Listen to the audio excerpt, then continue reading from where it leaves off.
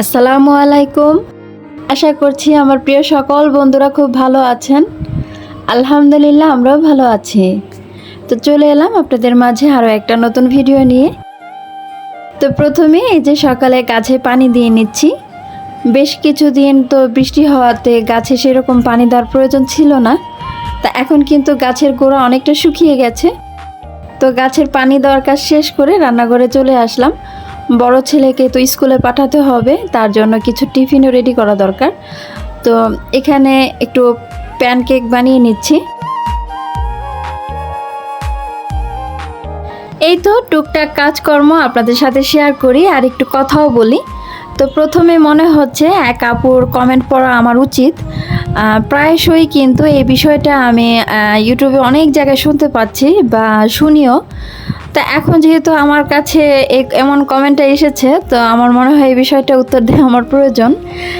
তো এক আপু আমাকে কমেন্ট করেছে যে আপু, তোমার ভিডিও এবং কাজ অনেকটাই বাংলাদেশি ব্লগার মম হীরার মতো।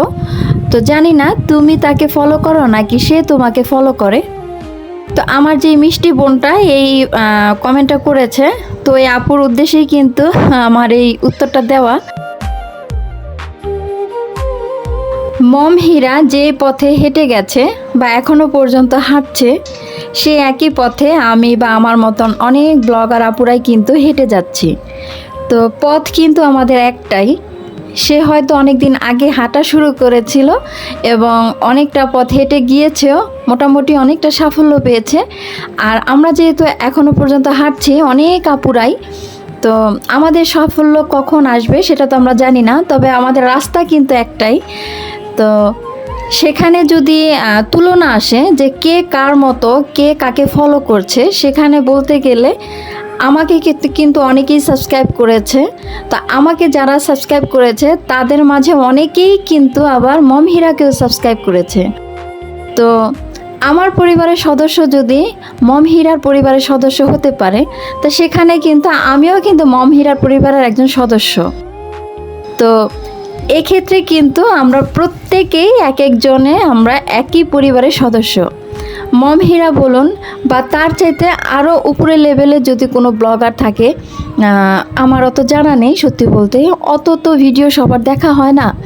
তো ওই যাদের আরও বেশি সাবস্ক্রাইবার আছে, মিলিয়ন মিলিয়ন সাবস্ক্রাইবার, আরও অনেক উপরে উঠে গেছে, তো আমরা সবাই কিন্তু এই একই পথের পথিক, একই পরিবারের সদস্য।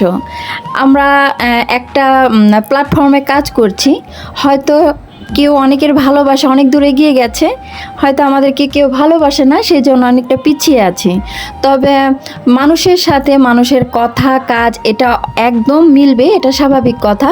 তার মানে এই না কেউ কাউকে ফলো করে। আল্লাহ প্রদত্ত কণ্ঠ এটা কখনোই কারো আলাদা করা সম্ভব না। তার কথা বলা, তার কাজ সম্পূর্ণ ভিন্ন, আমার কথা বলা, আমার কাজ সম্পূর্ণ ভিন্ন। এখানে যদি তুলনা করা হয় তাহলে কিন্তু মনটা খারাপ লাগে। তো অনেক আপুর ভিডিওতে আমি কিন্তু এই বিষয়টা শুনেছি যে আমি নাকি মম হীরাকে ফলো করি, নকল করি। অনেক আপুরাই এই বিষয় নিয়ে অনেক ধরনের ভিডিও তৈরি করেছে। তো আমি তাদের ভিডিও দেখেছি, শুনেছি, তবে কখনো আশা করিনি যে আমার এরকম কমেন্ট আসবে। তবে যে বোনটা আমাকে কমেন্ট করেছে, হয়তো তার সাথে আমার কোনো মিল পেয়েছে, সেজন্যই হয়তো এই কমেন্টটা করেছে। তবে আপু, আপনি যদি আজ এই ভিডিওটা দেখে থাকেন, তো আপনাকে বলছি যে মানুষের সাথে মানুষের মিল হতেই পারে, এটা একদম স্বাভাবিক ব্যাপার।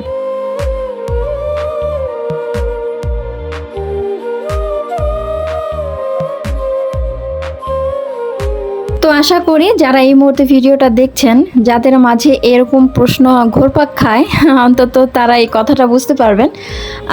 আমি আমার ভাষায় কথা বলি, আমার স্টাইলে কথা বলি, তো সে তার ভাষায় কথা বলে। আমি জানি না বাংলাদেশে অনেক ব্লগার থাকতে সবাই কেন হীরার পিছনে লাগে, সবাই কেন হীরার সাথে তুলনা করে, ঠিক এই বিষয়টাই বুঝি না। প্রত্যেকটা মানুষ তার নিজ গুণে অনন্য, নিজ গুণে সৌন্দর্যে ভরপুর। তো এটা কেন আমরা মানতে চাই না? আমি ছোটোবেলা থেকে না অনেক গুছিয়ে কথা বলতাম, কথার মাঝে হাসি ছলে কৌতুকে গানে কবিতা ইত্যাদি দিয়ে না মানুষকে মাতিয়ে রাখতাম। তো মানুষ বলতে কারা, যারা আমার বন্ধু ছিল, যাদের সাথে আমি পড়াশোনা করতাম, বান্ধবী, হয় না এরকম ছোটোবেলা থেকে একটু একটা মানুষ খুব ছটফটে চঞ্চল, তো ওই কোয়ালিটির একটা মানুষ আমি ছিলাম। তো ভাগ্য কিন্তু আমার বরাবরই খারাপ। কারণ হলো আমি সবাইকে হাসালেও আমাকে হাসানোর মানুষ খুব বেশি পাইনি জীবনে।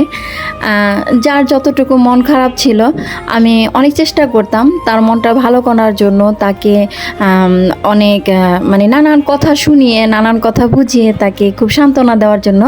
কিন্তু পোড়া কপাল আমার জীবনে কিন্তু ওই জিনিসটা কখনোই জোটেনি।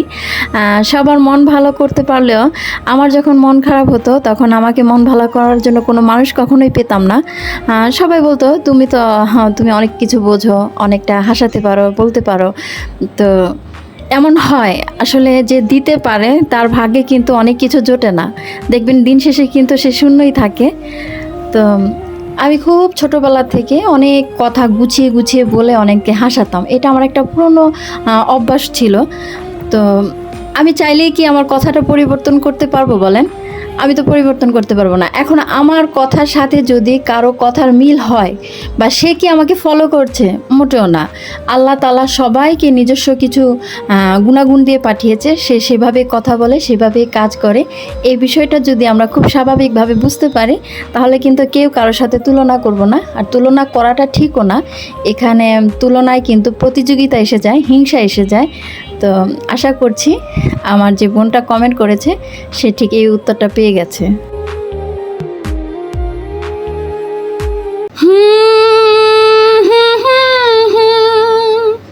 আহা হা,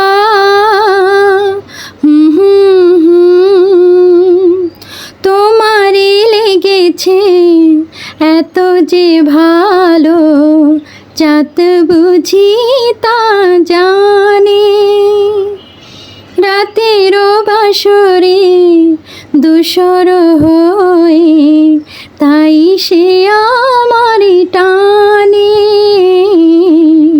চাঁদ বুঝি তা জানে। এত সুন্দর চাঁদ দেখে লোভ সামলাতে পারলাম না, তাই 2 লাইন গান গেয়ে ফেললাম। তো জানি না আজকের ভিডিওটা আপনাদের মাঝে কেমন লেগেছে। হয়তো অনেক কথা ভুল বলেছি, কিছু কথা সঠিক বলেছি। তো সঠিক আর ভুল যাই হোক না কেন, প্লিজ সবাই ক্ষমা সুন্দর দৃষ্টিতে দেখবেন। আর যদি কোনো অংশ ভালো লাগে তাহলে একটা লাইক দিতে ভুলবেন না। আর আপনি যদি একদম নতুন হয়ে থাকেন চাইলেই চ্যানেলটি সাবস্ক্রাইব করে নিতে পারেন। তবে অবশ্যই সাবস্ক্রাইব করার সময় সাবস্ক্রাইব করেছি, বন্ধু হয়েছে এই কথাগুলো উল্লেখ করবেন না, এতে করে কিন্তু সাব কাটা যায়। তো আজকের মতো ভিডিওটা এখানেই শেষ করে দেই। পরবর্তী ভিডিওতে কথা বলবো আপনাদের সাথে। সে পর্যন্ত আল্লাহ হাফিজ, আসসালামু আলাইকুম।